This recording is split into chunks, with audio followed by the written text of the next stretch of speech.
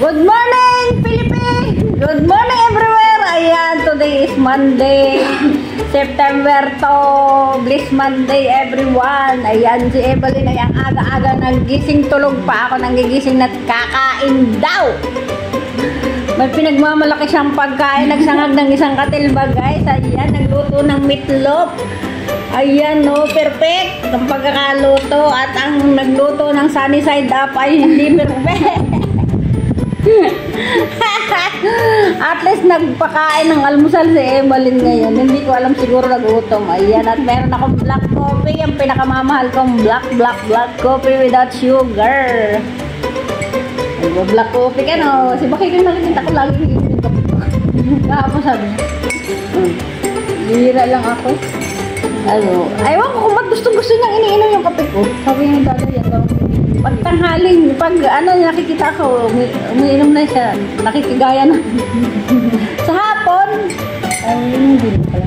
Ay, hindi siya ng kape eh. Nakikigaya sa akin. Pero bawal uminom ng kape na walang laman ang tiyan. Sabi ni Kaberton. Ito na. Oo.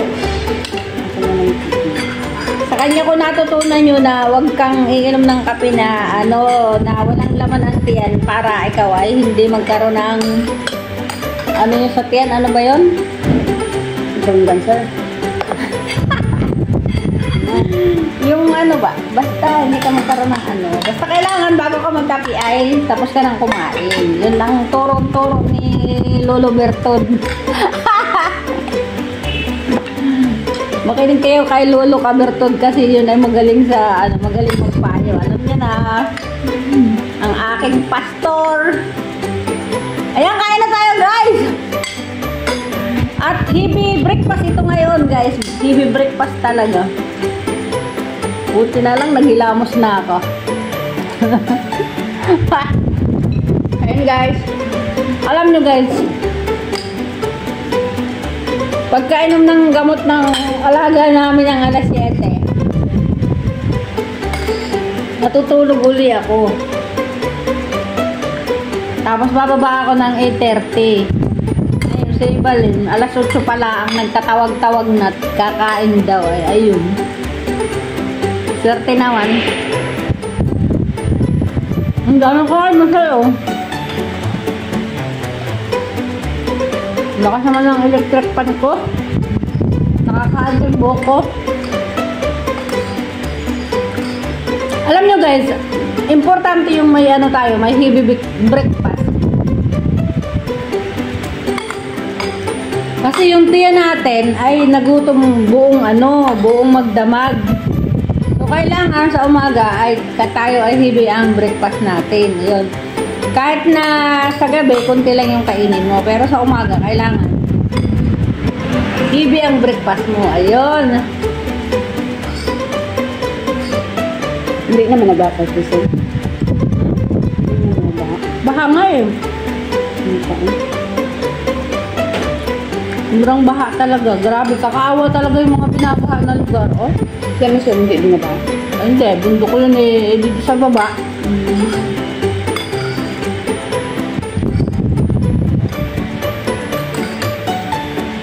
Ayun ba yung buhok na yan?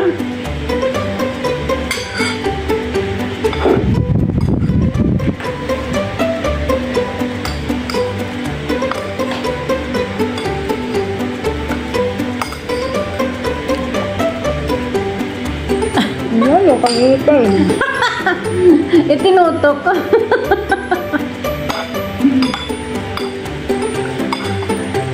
Nakatutok naman. Natawa-tawa ako.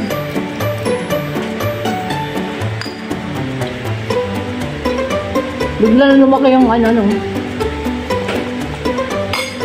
Tumaba. Meatloaf. Kain tayo, guys!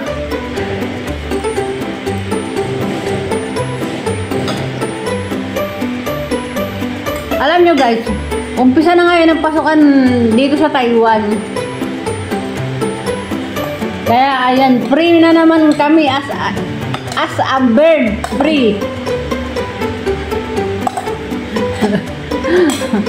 Dadating yung aming mga amo at gabi lang, guys. Kaya start ngayon ay free na naman ang dalawang Inday. Sarap talaga uminom ng kape na walang asukal. Alam ko yung isa dyan, pulpak na pulpak sa asukal. Hindi yan ang kape na walang asukal. Pulpak na, laging pulpak sa ano. Pulpak sa asukal yung kape niya. Hindi pwedeng ganon. Bakit electric fan ko yung tinutok ko lalo sa akin? Kain tayo guys. Ang sarap ng kain ko.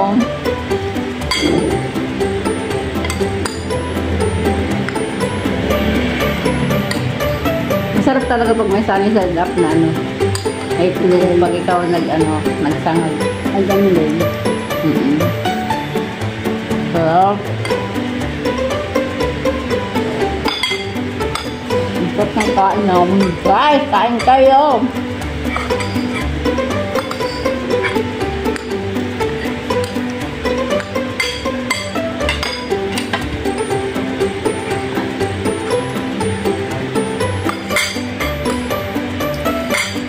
Nag-aalala ko doon sa kapatid ko, lagi na kung masakit ang kain. Nakabito. Dapat meron siyang ugal sa'yo. Meron doon. Alam mo sa family namin, ano, bata pa ay Dad mo. namamatay.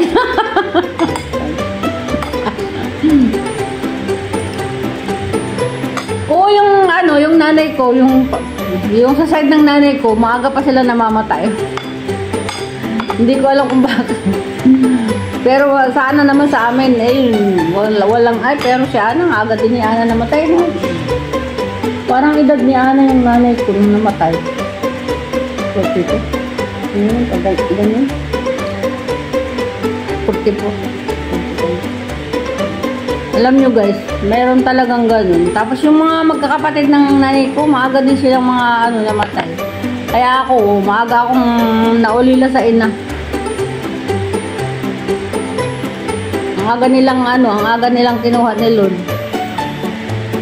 Tapos yung mga sakit nila, puro mga high blood. Tapos yun na nga, yung tumataas yung sa utak. Yung baga nagdurugo yung utak, ano ba yun? Kajodi sa kagaya ng kajodi. Nakubuto ka ng litid. Mama ko 30, wala pang 13 na kayo. Sabi. Anong sakit? Ano ko sabi, leukemia? Ano lang po, hindi naman ito yung doktor.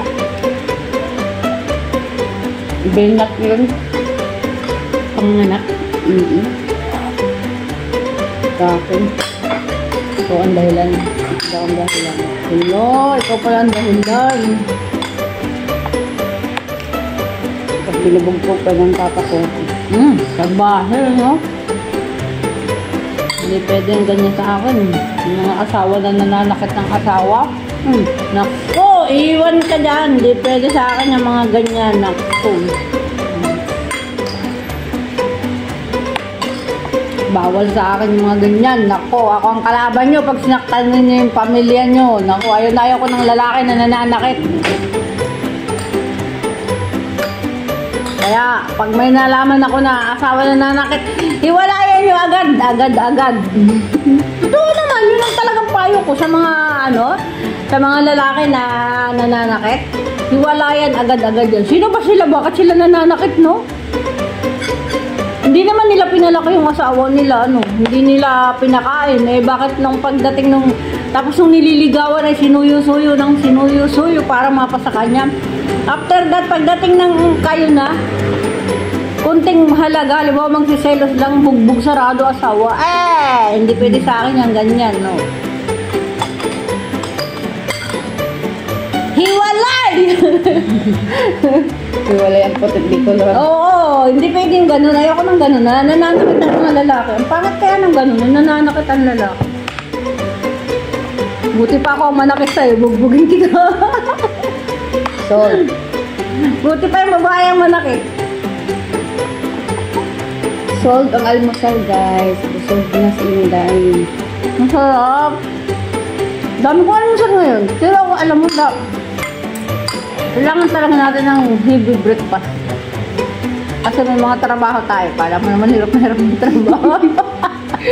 Puro naman upo. Hindi ba naman yung book na yun? Kape.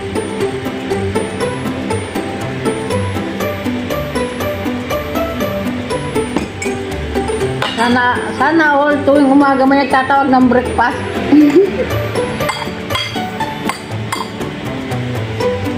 Nakadalo ako, oh. Yan na, pagkain ko na.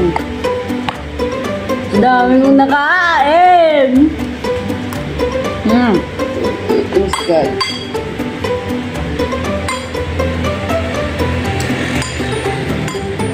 Salbahe pala tatay, no? Ba't nananakit siya? Bayuan ko dun. Hindi naman ako yung dun. Sabi ko nga siya, nagpunta kayo ng dalaga na ako, sinuntok ako. Ano ba teka? Oo.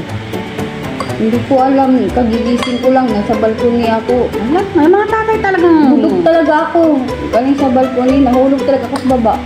Salbahe? Hindi ko alam anong kasalanan ko, nagsilos yata, ayaw daw niya makita ako na may kasabay na lalaki. Kapitbahay namin yun, nagkasabay kami pa uwi. Dahil nagkasabay ako pa uwi. Naglakad kami. Nagselos din. Baka nagsiselos sa mama mo kaya binububog. Siguro ang ganda ng mama mo. Wala ang mama, patay ng mama ko. Hindi, nung boy pa yung mama mo, siguro nagsiselos yung mama mo kaya nananakit. Kamukha ng kapatid ko sa Australia. Ang ganda-ganda pala ng nanay mo kaya pinagsisilusan eh. Siguro ang pangit niya. Tatay mo. Hindi rin. Guwapo? Nagsira ang papa ko, may pagkain dyan. Mukha. Alam ko. Ayan guys, malapit na matapos yung aming almusal. Hindi naman kasi ito mukbang. Simpleng almusal lang ito guys. Wala kasi. Wala kasi akong na-premiere. Kaya, ayan. Kahit simpleng almusal ay ginawa ko ng pam-premiere. Ayan. Maraming salamat sa inyong walang sawang panonood sa amin. Alam niyo guys, walang mga bra. Hindi naman yata. Nakakanda pala dito sa Taiwan. Sa sobrang init ang panahon, hindi na nagbabra yung mga Inday. Munta kong palengke eh. Pagkrito ka ng gusto mo ba? Nang tilapia. Okay, makanya. Hindi naman natin binaba. Madali lang yan eh. Okay na guys. Bye-bye guys! Paalam! I love you all! Maraming salamat sa inyong walang sawang panonood. Bye-bye! I love you all! Bye! Bye-bye! Pakit mo na.